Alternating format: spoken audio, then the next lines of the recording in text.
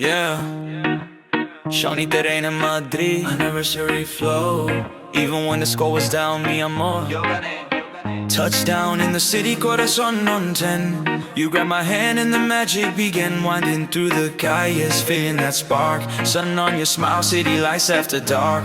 Late night stoppers, rhythm in the air. Your laughter hit different in the Spanish night air. Every corner that we turned felt like destiny. Just you, just me, Madrid in harmony. Your fingers locked with mine, like we froze the hands of time.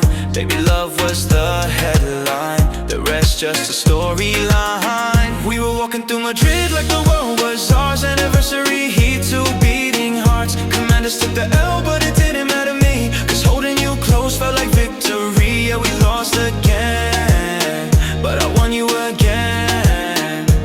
In Madrid, mi reina, you're my win.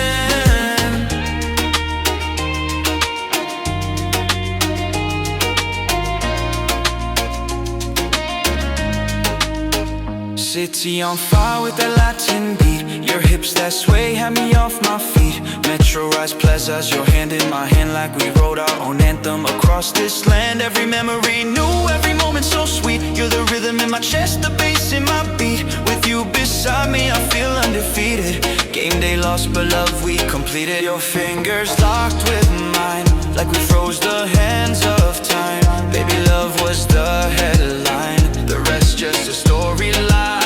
We were walking through Madrid like the world was ours. Anniversary heat, two beating hearts. Commanders took the L, but it didn't matter me, cause holding you close felt like victory. Yeah, we lost the game, but I won you again.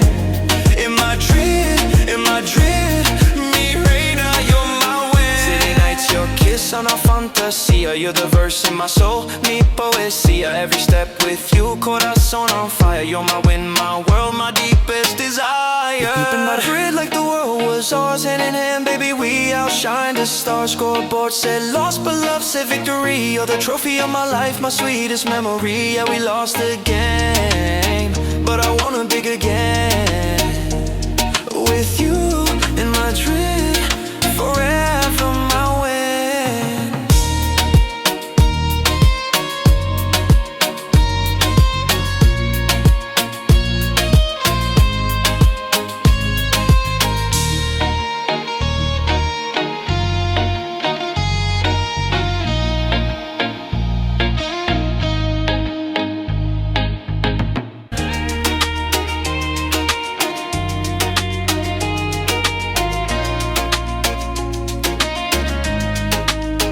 City on fire with that Latin beat. Your hips that sway had me off my feet. Metro rise plazas, your hand in my hand, like we wrote our own anthem across this land. Every memory new, every moment so sweet. You're the rhythm in my chest, the bass in my beat. With you beside me, I feel undefeated. Game day lost, but love we completed. Your fingers locked with mine, like we froze the hands of time. Baby, love was the headline, the rest just a storyline. We were walking through Madrid like the world was ours. Anniversary heat, two beating hearts. Commanders took the L, but it didn't matter me, cause holding you close felt like victory. Yeah, we lost the game, but I won you again. In Madrid, mi reina, you're my win. City nights, your kiss on our fantasía. You're the verse in my soul, mi poesía. Every step with you, corazón on fire. You're my win, my world, my deepest desire. In Madrid like the world was ours, hand in hand, baby, we outshine the stars. Scoreboard said lost, but love said victory. You're the trophy of my life, my sweetest memory. Yeah, we lost the game, but I wanna big again. With you in Madrid, forever my win.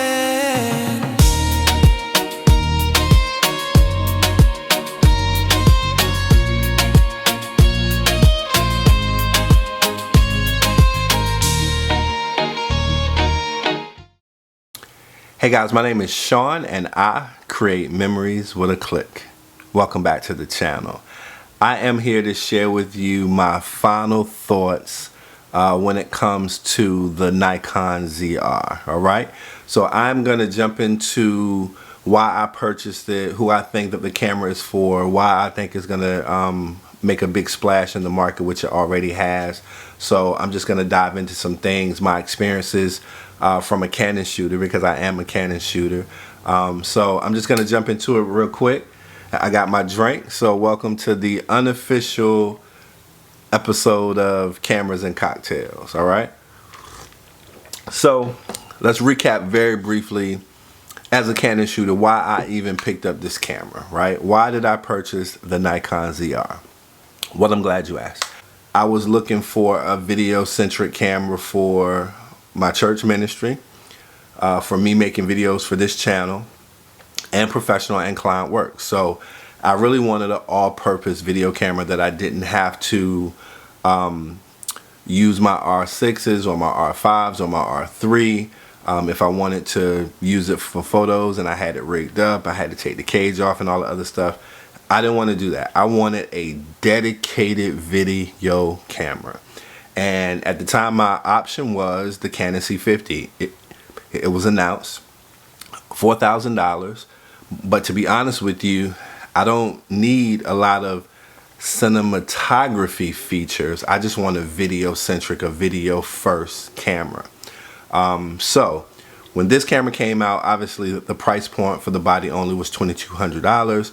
My intention was to pick up the Tamron 28-75 2.8, and with that camera, that lens, I would have roughly been around $3,200. All right, so obviously my investment wasn't just the camera, and I picked it up since launch, so I've had it for over 30 days now. And let's just go ahead and get it out the way. Spoiler alert, this camera is dope. It will be the camera of the year. I say it will be the camera of the year because they're giving us things in this camera that we haven't seen on the market in a mirrorless camera. All right, so the 4-inch screen. After using this 4-inch screen, going back to anything else, it's just whack. It's whack. Like it's it's like, man, I really got to go back to this. Like it will spoil you. The screen is a game changer. 32-bit float is a game changer. But there again is something that we've never seen in any body of a camera. So the 32-bit float mic on board and the 32-bit float that goes into the microphone jack, we haven't seen it. And for them to give us Nikon RAW, ProRes RAW, Red RAW, and almost every flavor, every frame rate, every codec for $2,200, this will be the camera of the year. But that is arguable. That's subjective. So if it's subjective, then that point can be argued. What cannot be argued is the numbers. All right. So listen to me. Let's jump 12 months into the future, and we're gonna look back on this date and this video. This will be the #1 selling camera over the next 12 months for a full frame mirrorless camera. This will be the #1 selling camera. The reason why are two things, but they operate concurrently. All right. The two things is this. First thing, this camera is for everybody at every skill level. All right. If you're just starting out, if you want to kind of step up your videography game, if you're a content creator, you can use this camera. If you are a intermediate videographer or a photographer that shoots video part-time hybrid, this camera is for you, like myself. If you are a advanced cinematographer, videographer that's used to having a bigger rig, and you see all of the benefits of just being able to have a small powerhouse camera to take and run and gun with, this camera is for you. Like, it's for anybody who has the need to hit record. This camera is for everybody. And the price point is crazy, right? Which leads me to the next reason why this will be the #1 selling camera over the next 12 months. And this is bigger than the first one. I'm not even sure if if Nikon did this on purpose. All right. This camera is for every user. Nikon, Sony, L mount. If you're still shooting with Canon EF mount, regardless of what brand you are shooting with, you can use this camera. It's for you, except people like me. Except people like me who have all RF glass, because I'm heavy into the Canon mirrorless system. So all my glass is Canon RF glass.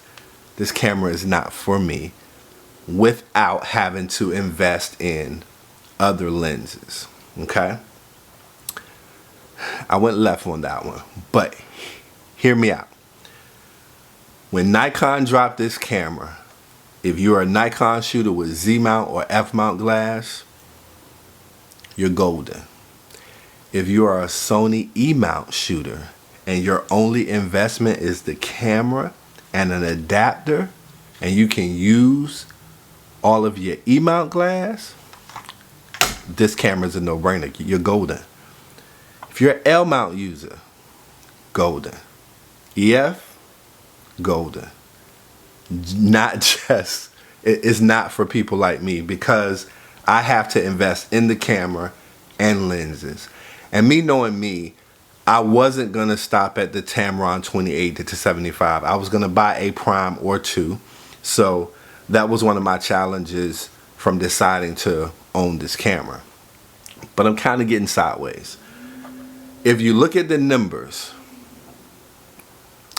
if Canon comes out like this R6, crazy camera powerhouse for what you're getting, it's at $600 more than this one now, right? But still a great camera, great value. But Canon people are the only ones that's gonna pick up this camera. The Canon people that have Canon lenses, RF lenses, probably like a couple EF lenses still. Those are the only people. People are paying attention to the R6 Mark III and the C50, but ain't nobody outside of us gonna buy it because of the mount. When Sony drops a good camera, Sony mount is open. It's a little bit more flexibility, but most of the time when Sony drops something, Sony users are gonna use it, buy it.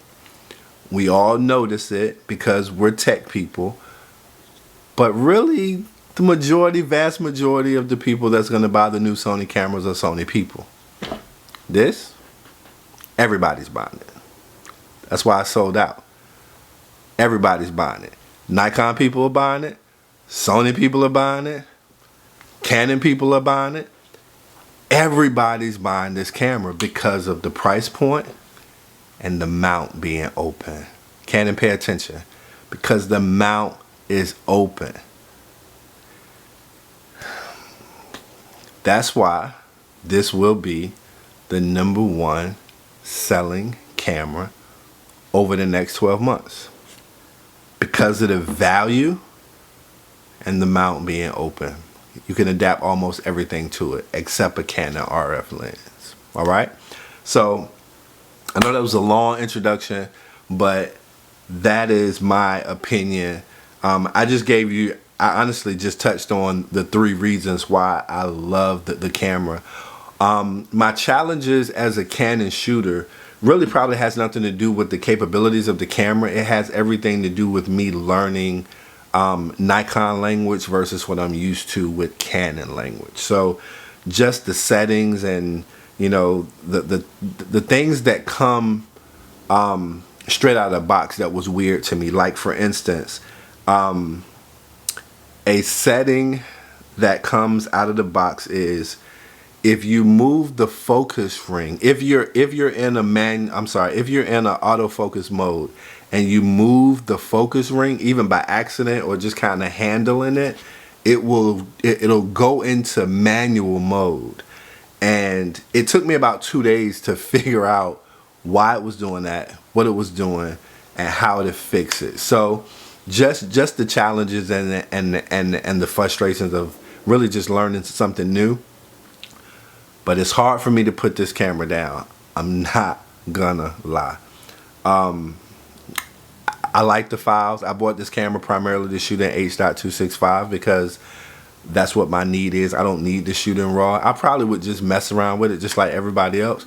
But when it comes down to it, I think most of my use case would be H.265. That's what I bought it for. I still haven't purchased a lens. I've rented 3 different lenses, just kind of testing it out.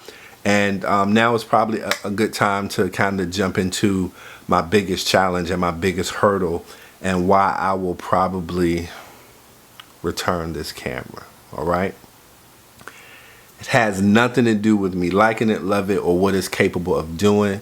It has everything to do with, does it make financial sense? And after having it, after thinking about it, after testing lenses, the route that I would go. So first and foremost, I was able to pick up at launch. I didn't get the body only. I got the camera with the kit lens. So my initial investment was $2,500. All right. After renting Nikon lens, Z mount, the Tamron lens, Z mount, and the Sony lens, the Sigma lens, E mount, I feel like I would invest in Sony E mount lenses if I kept this camera. So we're talking about $2,500 for the body, $300 for that lens, and then the 24-70 f2.8 second series, I think is right around $1,300. That puts me right at and over that $4,000 price range, because my investment is not just about the body or the adapter.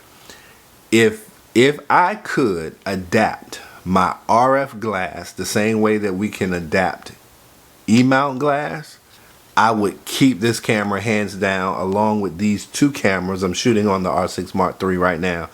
I would still buy this camera, keep it, if I could adapt my RF lenses, period, hands down.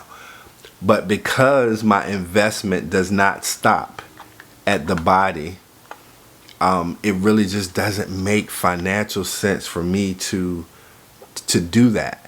And I know that I'm not gonna stop at just one lens. I know that I'm gonna buy probably like a 35 1.4 prime, or maybe a 50 1.4 prime. It's just, I would probably end up with at least 3 lenses. So that is primarily my biggest challenge when it comes to me buying this lens. I probably have about another 20 days or so to kind of test it out. I have been still using it on some shoots and events. I love using this camera. It's probably gonna hurt me when I have to return it, to be honest with you. So those are my final thoughts when it comes to the Nikon ZR. Like I said, this was not a very technical video. Those are all over the place. I just wanted to share with you my thoughts, share with you who I thought it was for, and what my challenges would be if I were to keep it. All right. So I think one last video is not going to be necessarily about the Nikon ZR, but in my experience using this camera and kind of messing with Nikon and researching all of their lenses, trying to figure out what lenses I would buy, I can honestly say it did make me appreciate some things about Canon. And I'll probably just make a separate video about that. So we do pay a premium to be over here in Redland, but I'm pretty happy, and I've been happy. I do wish the mount was open, I'm not gonna lie, but real talk, the mount being closed may have saved Canon some money, because if we could adapt these lenses, everybody would be buying this camera. So I think the mount being closed benefited Canon today, but long term I believe it definitely hurts them by keeping the mount closed, and we all hope that it would be open.